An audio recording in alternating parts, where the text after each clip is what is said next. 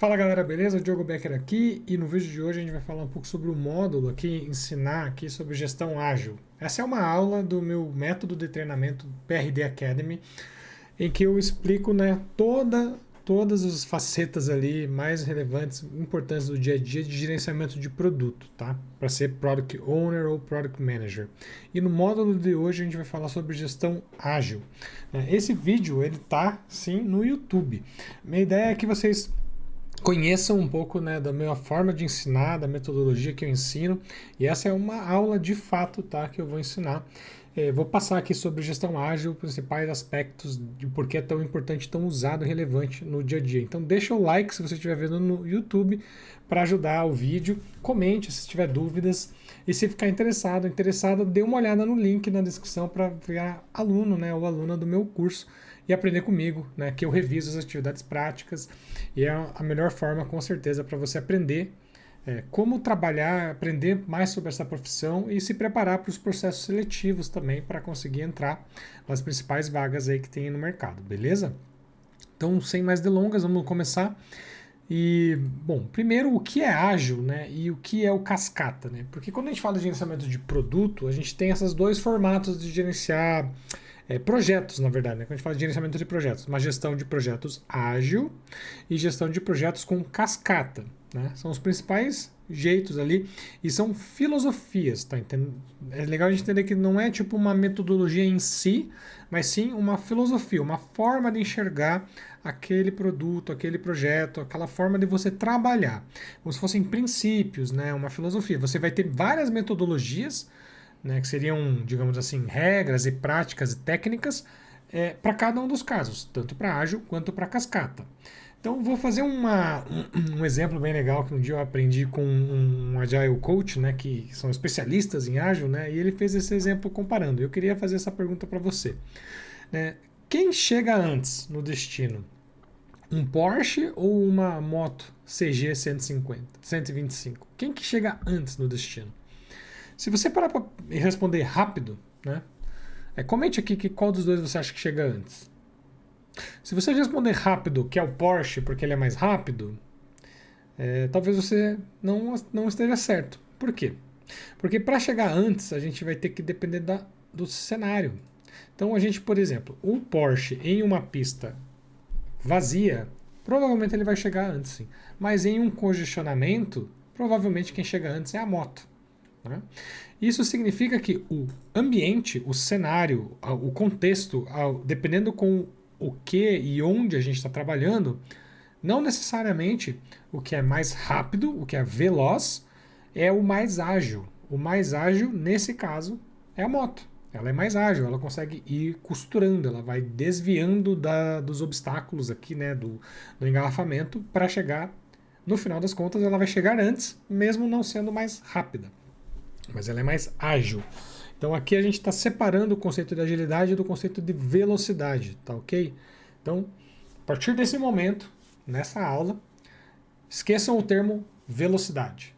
A gente vai falar em agilidade. Boa? Então vamos lá. Dando uma continuidade, aqui um segundo... Opa!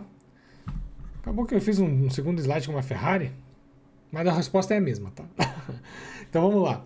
Então a definição de ágil by the book para a gente ter em mente é que é a nossa habilidade de criar e responder às mudanças para ter sucesso em um ambiente incerto e turbulento. Aí eu te pergunto, aonde tu trabalha, na empresa que você trabalha, a concorrência, as mudanças comportamentais dos clientes, é incerto? Você é turbulento? A gente sempre é uma loucura? Olha, provavelmente sim. Quase todos os ambientes, os tipos de negócio, as indústrias, os mercados, eles estão trabalhando em mudanças muito rápidas, seja por redes sociais, daí mudando padrões de comportamento, concorrência, que começa a ficar mais acirrada, inovação, gera incerteza, porque geram novidades, Agora tem a inteligência artificial, como que isso vai impactar nosso negócio. Então é melhor a gente ter velocidade de mudança, que seria a agilidade. A gente mudar do que a gente ficar preso em um plano, às vezes, de 5 anos. Sabe aquela empresa que monta um plano de 10 anos? Daí a única coisa que você tem certeza é que daqui a 10 anos você não vai ter feito aquilo que você planejou. Por quê? Porque as coisas mudam e a gente precisa mudar conforme as coisas mudarem. E isso é agilidade. Isso está aqui até no Agile Alliance para você dar uma conferida se quiser aprender mais sobre agilidade. Então, vamos lá. Responder às mudanças porque os ambientes são incertos.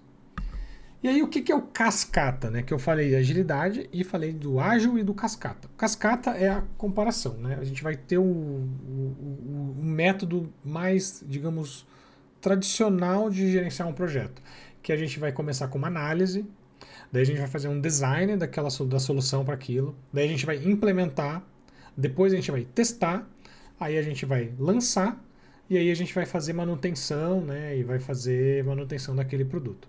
O que a gente desenvolve nessa linha? Tem software que é desenvolvido assim até hoje, nesse modelo cascata, em que a gente vai fazer uma etapa depois da outra. Um prédio a gente constrói assim, né? A gente constrói um prédio seguindo nessa ordem, né? A construção civil ela vai trabalhar construído assim, dessa forma. Só que desenvolvimento de software ágil, né? Produto, né? Vai ter muita dificuldade de trabalhar dessa forma, né? Porque quando a gente trabalha assim, qual que é o problema? Às vezes a análise ela é 6 meses de análise. Daí eu vou fazer o design mais 3 meses. Aí eu começo a implementação que demora 1 ano. Então aqui já foi quase 2 anos. Para daí eu começar a fazer testes. Depois de 2 anos, para daí eu desenvolver. De repente, quando eu for testar, eu descubro que tem coisa que está errada, não está funcionando. Tem coisas que depois de 1 ano desenvolvendo, né, 6 meses de análise, 3 meses de design, 1 ano desenvolvendo, eu começo a ver que quando eu analisei errado, ou o cliente mudou de ideia. Quem já passou por isso, né? O cliente muda de ideia, ou então a gente surge um concorrente que cria uma solução muito melhor, indo para um outro caminho que a gente não tinha pensado. Então tudo que a gente fez nesses 2 anos a gente perde. Perde. Porque, e se você se ficar. E aí, muitas vezes, no modelo cascata, você já está comprometido, já tem o orçamento e vai fazer porque está ali o orçamento. E acaba desenvolvendo, lançando e lança vários softwares que às vezes vão fracassar, né?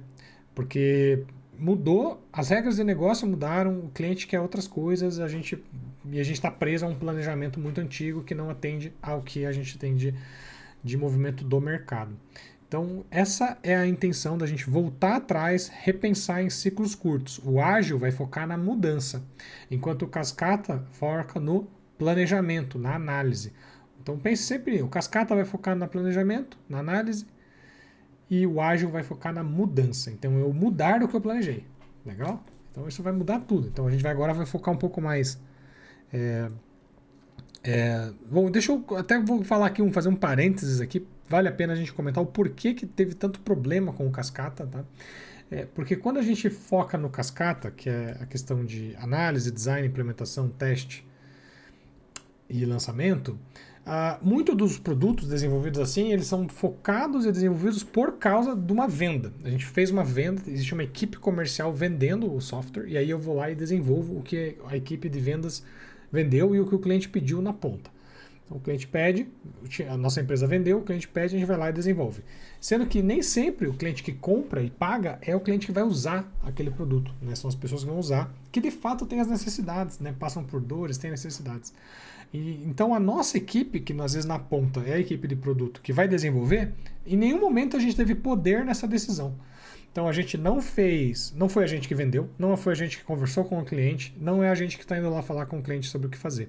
Então, às vezes tudo foi definido antes e a gente vai participar a partir da análise e depois já está tudo feito. Então a gente não tem poder, a gente não tem poder de decisão, a gente não tem poder. Quem foi decidido antes. Isso é muito ruim. Vocês vão ver que isso vai ser muito ruim. Outro segundo ponto que é difícil estimar, quando a gente fala de tecnologia da informação, desenvolvimento de sistemas, é difícil a gente estimar. Então quando a gente fala vai demorar 1 ano, vai demorar 6 meses, é muito difícil. Todos esses prazos que a gente estipula são estimativas. E quando a gente fala de uma estimativa, a gente não tem certeza. Por que a gente não tem certeza? Porque a gente nunca fez aquilo. A maioria das vezes a gente não fez. O time de desenvolvimento nunca fez. É diferente de uma estimativa na construção de um prédio, em que a engenharia civil ela já existe há décadas. Mais de 100 anos, 200, centenas de anos. Então eles já foram desenvolvendo, construir uma parede, ele já constrói isso há muito tempo. Mesmo prédios, etc. Então ele já tem uma estimativa muito mais refinada, muito mais assertiva, de quanto tempo demora, de quanto custa desenvolver. Então, e em software é pelo contrário, a gente não tem essa estimativa, é difícil. É difícil a gente saber quanto tempo demora. Isso gera mais uma dificuldade de fazer um trabalho de escopo focado no cascata. Outro problema, né? Quando a gente faz um trabalho cascata, lembra desse modelo, o projeto ele acaba ficando muito rígido, sabe? Muito quadradão ali, muito, sabe? Você não tem aquela flexibilidade de mudar o requisito definido, porque aquilo foi negociado já com o cliente, foi vendido, aquele é o projeto, aquele é o escopo. E aí como que a gente vai trabalhar num escopo em que às vezes as coisas mudam? Existem doenças que surgem, existem concorrentes que aparecem, produtos novos competindo com a gente, né? E a gente precisa mudar, mas não pode mudar porque o projeto já está fechado. E é projeto de 2 anos, 3 anos, 4 anos. Fica muito complicado, gera muito problema, né? O design, ele só participa de uma etapa aqui, ó. Só na etapa depois da análise que vai vir ter design. O design praticamente não participa do resto. Então o design, ele é uma etapa, ele não está dentro do processo, dentro mesmo. E a gente foca muito no projeto da entrega. Qual que vai ser a entrega do projeto? Qual que é a versão que vai ser lançada? Então a gente não tem dentro do cascata o foco no resultado do produto. Né? Se o produto ele vai realmente ter usuários, vão usar, vão gostar, não vão gostar, vão aumentar o ticket médio, vão usar o nosso produto. O foco está só em entregar, entregou, tchau, tá aqui a entrega, tira print e tchau. Isso gera muito problema. Então, tendo essa realidade, começamos a pensar no ágil. O manifesto ágil surgiu de pessoas que trabalhavam em ambientes que faziam desenvolvimento daquela forma e viram que não funcionava. Não funcionava, precisava mudar. Precisava pensar em uma outra forma de trabalhar. Então, eles fizeram um manifesto ágil de desenvolvimento de software. E nesse manifesto ágil existem 4 princípios chaves, né, dentro do manifesto. E o primeiro princípio é que os indivíduos e as interações entre eles é mais importante, né, mais que processos e ferramentas. Então, quando a gente vai desenvolver, vai pensar no nosso time, eu pensar nas pessoas do time e como elas interagem, é mais importante do que eu pensar em qual processo ou ferramenta eu vou usar. Muito legal isso. Então, por isso que quando é perguntar, Diogo, gestão ágil é trabalhar com o Scrum? Não necessariamente. Porque o Scrum é um processo, é uma forma de trabalhar. E o Scrum, ele é menos importante do que os indivíduos e as interações. Porque no nosso time a gente pode focar em usar o Scrum, ou pode usar outra forma, ou pode inventar uma metodologia, não tem problema. Né? A gente pode pegar o Scrum e adaptar ele. Então, não existe uma regra fechada, porque o foco aqui é a gente pensar nas pessoas. E isso é muito interessante. Assim, ó, ponto-chave, nós somos brasileiros. Né? Meu time aqui é brasileiro, que eu trabalho há anos. Então, a gente trabalha de um jeito. Com um gringo, americanos trabalham de outro jeito. Então, às vezes, outras ferramentas funcionam melhor com americanos, com estrangeiros, do que com brasileiros. Então, a gente tem que pensar nisso. Segundo ponto, segundo princípio do ágil, que software em funcionamento é mais importante do que a documentação daquele software. Documentação abrangente, documentar todos os casos de uso e tal. Né? Então, ou seja, o software funcionando no ar ali, o cliente, a gente podendo usar, testar, olhar o aplicativo funcionando, às vezes é mais importante do que documentar. Tá? Responder às mudanças. Sobre esse software funcionando, só um comentário aqui. É que às vezes a gente gasta muito tempo documentando e não está gastando tempo desenvolvendo o software. Então a gente tem que sempre pensar no tempo que a gente está dedicando a desenvolver o software de fato e colocar ele para funcionar e o tempo que a gente está gastando na documentação. Não pode ser 50-50, né? A gente tem que focar mais na esquerda. Já digo, né, que todos esses itens, os itens da direita também são importantes, tá? Esses que estão em preto. Mas os itens da esquerda são mais importantes do que os da direita. Tá? Não que os da direita não sejam, não que você não vai documentar. Você vai documentar também. Tá? Você vai ter processo, vai ter ferramenta. Mas a gente não pode esquecer dos indivíduos e do software em funcionamento. Consequentemente, a gente vai responder. Esse aqui é fácil, né, galera? Responder se você está prestando atenção até aqui, você já sabe dizer que responder as mudanças é mais importante do que seguir o plano. Então a gente pode ter um plano, mas a gente tem que responder as mudanças. Por isso que, se a gente tem pensamento ágil, quando a gente vê aquela frase de autoajuda, sabe? como que é? Um objetivo sem um plano é só um sonho. Essa frase bem autoajuda, né? Um objetivo sem um plano é só um sonho. Truco. Truco. Por quê? Porque eu posso ter um plano para chegar naquele objetivo e aquele plano ser furado.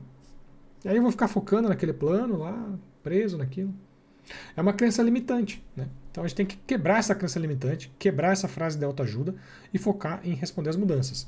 Né? Lembra que eu sempre falo de mudanças. Concorrentes surgem com inovações, novos produtos aparecem no mercado, inteligência artificial, chat GPT, sabe? Novas redes sociais podem aparecer. Então a gente tem que saber adaptar o que a gente está trabalhando, conversar com o cliente, entender, fazer entrevista, e isso vai mudando um pouco do que a gente enxerga que é bom. Colaboração com o cliente mais do que uma negociação de contrato. Esse aqui é o quarto item, são 4, tá? Esse é o quarto que a gente, ou seja, trazer o cliente para perto. Você vê que eu acabei de falar no item anterior, entrevistar o cliente. Entrevistando o cliente vai entender o que o cliente prioriza, o que ele acha mais importante. A colaboração com o cliente, ela é fundamental, é mais importante do que o que a gente negociou com o cliente no contrato de fato. Então, às vezes você negociou com o cliente, falou com ele uma vez, lá 2, 3, conversou, negociou, fechou um acordo, fez uma parceria. Estamos com uma parceria estabelecida aqui com o nosso time, com o nosso cliente. Ao longo, isso tem valor, né? O negócio fez um acordo, mas a gente vai ter que criar uma colaboração com o cliente ao longo de meses para trabalhar junto, para que aquilo dê certo, faça acontecer. Pense em cliente, troque cliente por um parceiro de negócio, um outro time da empresa que você precisa trabalhar junto, clientes internos. Quando a gente trabalha com produtos internos, tem clientes internos.